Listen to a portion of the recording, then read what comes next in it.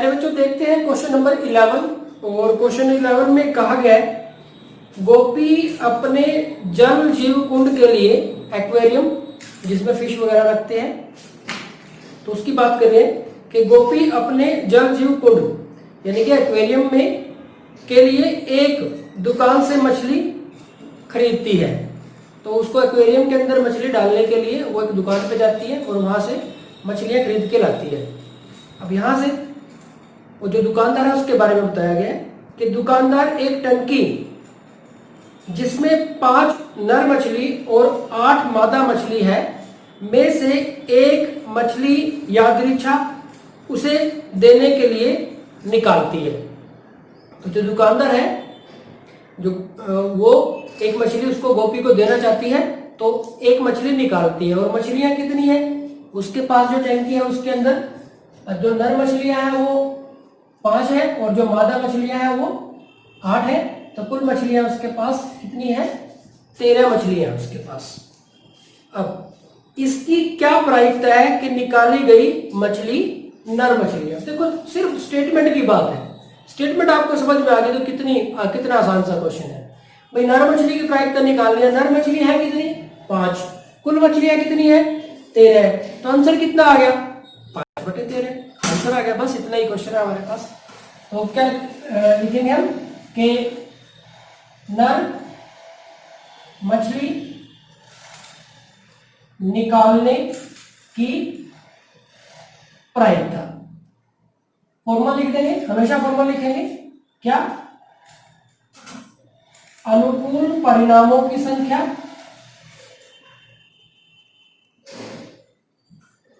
बटे में कुल संभव परिणामों की संख्या। अब अनुकूल परिणाम क्या है, नर मछली चाहिए तो जो भी नर मछली आएगी वो अनुकूल परिणाम है। और नर मछली है कितनी, 5।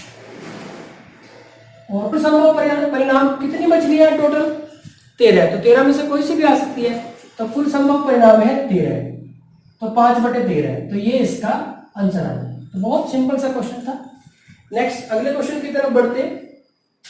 क्वेश्चन नंबर अगर 12 की बात करें, चलो इसको हम यहां से हटा ही लेते हैं, कहीं से पार्ट है क्वेश्चन नंबर 12 के।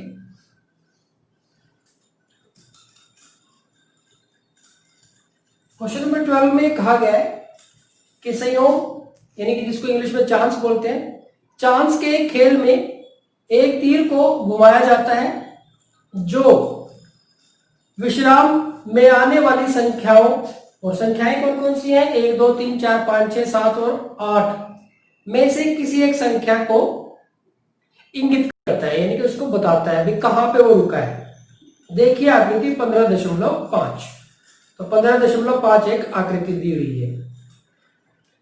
यदि ये सभी परिणाम समप्रायिक हो तो इसकी क्या प्रायिकता है कि जो तीर इंगित है वो 8 को करे, दूसरा एक विषम संख्या को इंगित करे, तीसरा 2 से बड़ी संख्या को इंगित करे और 9 से छोटी संख्या को इंगित करे। तो ये पार्ट्स पूछे गए हैं। अब देखो इसको दोबारा से समझते हैं क्वेश्चन को। चांस का एक खेल है कि एक गोल चक्कर है और उसके 8 पार्ट बनाए हुए हैं, इस तरह से उसके 8 पार्ट बनाए हुए हैं और ये सारे बराबर हैं। और इन 8 पार्ट्स में 1 2 3 4 5 6 7 और 8 ऐसे लिखा हुआ है, तो इस तरह से मार्क कर रखा है। और एक तीर है यहां पे, मतलब ये तीर जहां पे जिस अंक पे रुकेगा वही हमारा परिणाम होगा। ये जो तीर है जहां पे रुकेगा वही हमारा परिणाम होगा। अब देखते हैं कि संयोग के खेल में एक तीर को घुमाया जाता है, एक तीर को घुमाया जाता है जो विश्राम में आने के बाद संख्याओं इस तीर को घुमाया जा रहा है जो रुकने के बाद संख्याओं 1 2 3 4 5 6 7 और 8 में से किसी एक संख्या को इंगित, कहीं ना कहीं तो रुकेगा। जैसे इस टाइम ये कहां पे रुक रहा है, 1 पे रुका हुआ है, ये 5 पे भी रुक सकता है, 6 पे भी रुक सकता है, 8 पे भी रुक सकता है। अब यदि ये सभी परिणाम समप्रायिक हो, यानी कि वो किसी पे भी रुक सकता है, जो तीर का 1 पे रुकने के चांस 2 पे, 3 पे, 4 पे, 5 पे, 6 पे, 7 पे, 8 पे सभी पे बराबर है, यानी कि समप्रायिक है। तो इसकी क्या प्रायिकता है कि यह तीर इंगित करेगा? पहला पार्ट 8 को इंगित करेगा, क्योंकि इंगित के बाद लिखा हुआ है 8 को करेगा पहला पार्ट, यानी कि किसकी प्रायिकता निकालनी है कि जो तीर है वो 8 को इंगित करे। यहां लिखेंगे हम कि तीर द्वारा 8 संख्या 8 को इंगित करने की प्रायिकता। एक बार फॉर्मूला लिख देंगे कि अनुकूल परिणामों की संख्या बटे में कुल संभव परिणामों की संख्या। उसने कहा कि 8 को इंगित करे, 8 यहां पे है तो 8 तो एक ही जगह पे है इसमें, तो अनुकूल परिणाम तो कितने हुए, एक ही हुआ, बस 8। और कुल परिणाम कितने हुए, कहां कहां रुक सकता है, 1 2 3 4 5 6 7 8 में से कहीं पे भी रुक सकता है, तो कुल परिणाम कितने हुए 8, तो 1/8 ये हमारे पास इसका आंसर हो गया। ठीक इसी तरह से सेकंड पार्ट देखते हैं। सेकंड पार्ट में कहा गया है कि एक विषम संख्या को इंगित करें। एक विषम संख्या तीर द्वारा विषम संख्या को इंगित करने की प्रायिकता। अब देखो विषम संख्याएं कौन कौन सी है? वो संख्याएं जो एक और अपने आपके अलावा किसी और पे भाग ना हो, पूरी भाग ना हो। तो कहां से शुरू होती है, 2 से। सबसे पहली 2 विषम संख्या है, 2 एकमात्र ऐसी विषम संख्या है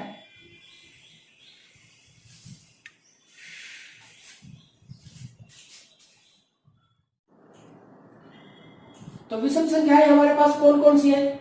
विषम संख्याएं 1 3 5 और 7। तो विषम संख्याएं कितनी हुई, 1 2 3 4।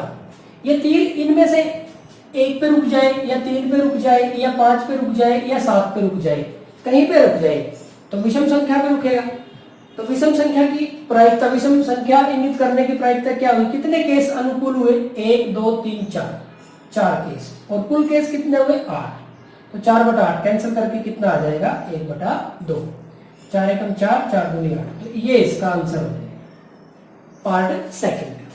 ठीक इसी तरह से तीसरे पार्ट में कहा गया है कि 2 से बड़ी संख्या को करेगा, यानी कि हम क्या लिखेंगे, तीर द्वारा 2 से बड़ी संख्या को इंगित करने की प्रायिकता। अब 2 से बड़ी संख्याएं देख लो कौन सी है।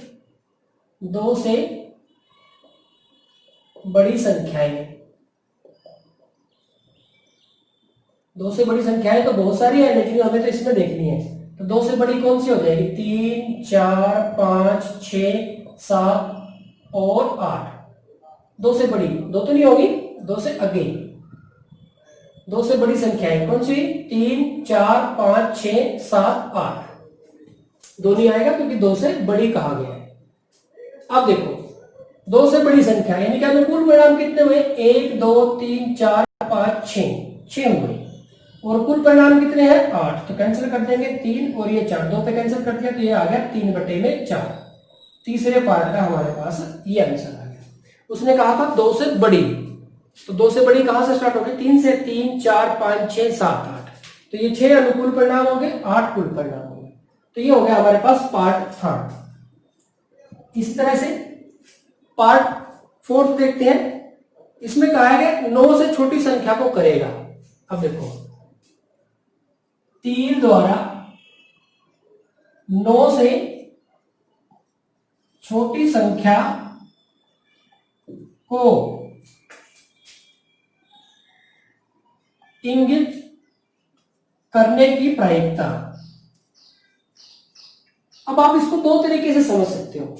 अब देखो, तीर कहीं पे भी रुके, कहां रुक सकता है? 1 2 3 4 5 6 7 8, इनमें से कहीं पे भी रुक सकता है।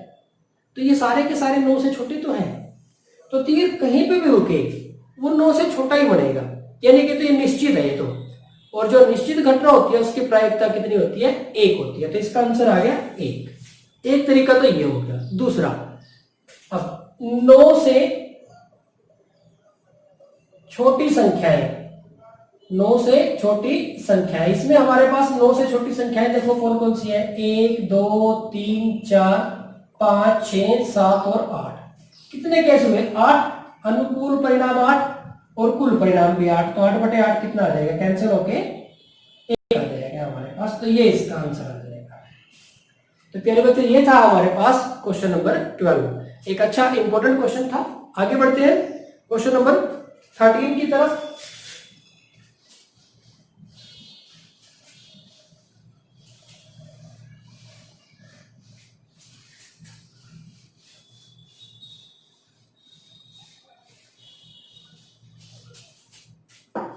क्वेश्चन नंबर 13 में है हमारे पास,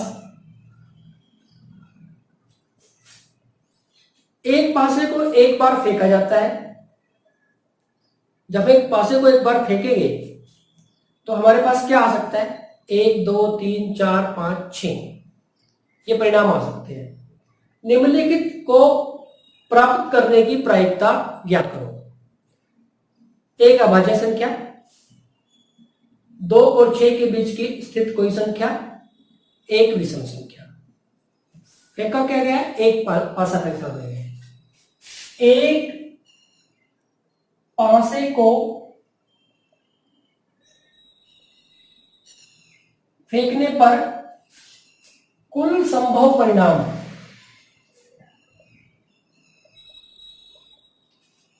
कितने आ सकते हैं? 6 परिणाम हो सकते हैं। कौन कौन से?